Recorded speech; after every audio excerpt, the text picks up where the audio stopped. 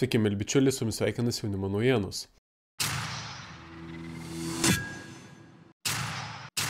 Galime įvardinti, kad toliau tęsiasi neramumai šalyje.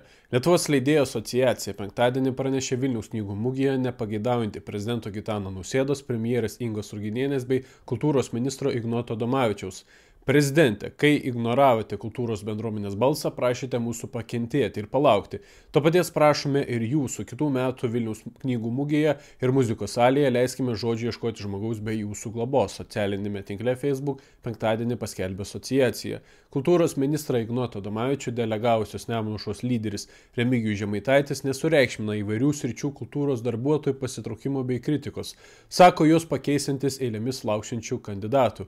O kokių čia priemonių imtis, dėl ko? Ką aš dabar turiu jiems padaryti, jeigu atsistatydina? Tai ašgi nieko nepakeisiu. Jeigu žmogus nori ir atsistatydina, pririšęs juk neišlaikysiu. BNS penktadienį kalbėjo aušriečių lyderis. Gal žmogui kažkas nepatinka, gal nenori dirbti vardan kultūros. Tai jų sprendimai yra. Tegul atsistatydina, sudarysime naują komisiją, paskirsime naujus žmonės pagal įstatymą nustatytą tvarką ir viskas, norinčių eilė stovės, teigia politikas. Šalies vadovams neišgirdus kultūros bendruomenės balso ir ministrų paskyrus aušrietį Ignotą Adomavičių, šios srities atstovai spalio 5 dieną ketina organizuoti įspėjamąjį streiką. Lietuvos tarpdisciplininio meno kūrėjų sąjungos pirmininkė Agnė Jokšė ir Lietuvos šokių informacijos centro direktorė Gintarė Masteikaitė asamblėjos pradžioje pabrėžė, kad pagrindinė protesto žinutė, jog Nemuno aušra negali valdyti kultūros ministerijos. Gerai, pažvelkime į situaciją iš teisinės pusės.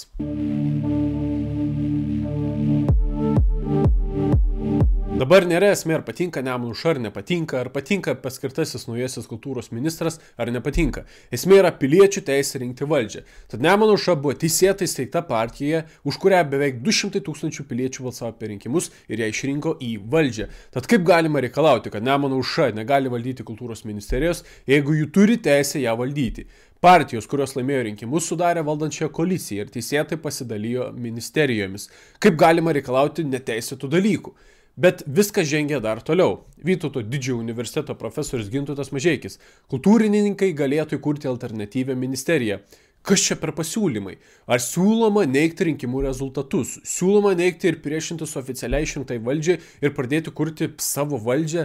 Siūloma paneigti rinkėjų valią? O pamenate, kai vyko Šeimų maršo protestai prieš pandeminius suvaržymus ir taip toliau. Kaip ta vadinamoji visuomenė vis teigdavo, kad protestus organizuoja Rusija, kad tai yra penktoji kolona, kuris suinteresuota neramumų šalyje kelimu sudėtingų geopolitinių laikotarpių.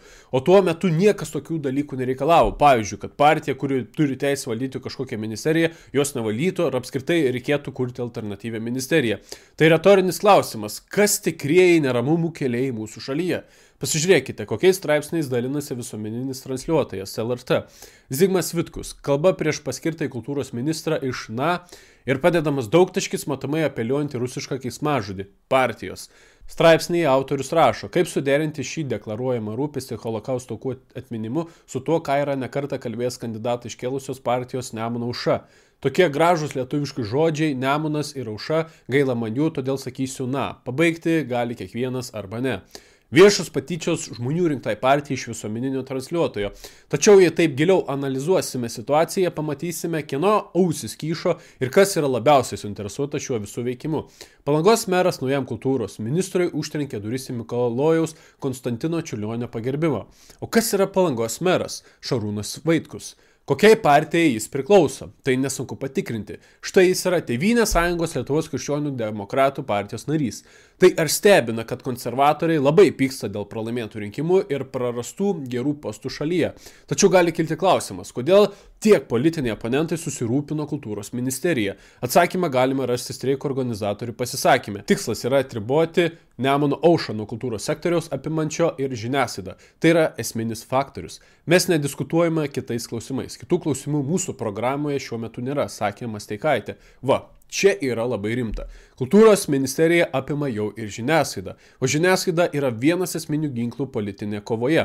Jeigu politinė jėga neturi žiniasklaidos, jei jie negali transliuoti savo idėjų ir oponentai gali pasitelkti žiniasklaidą juos juodinant, tokia politinė jėga neturi ateities.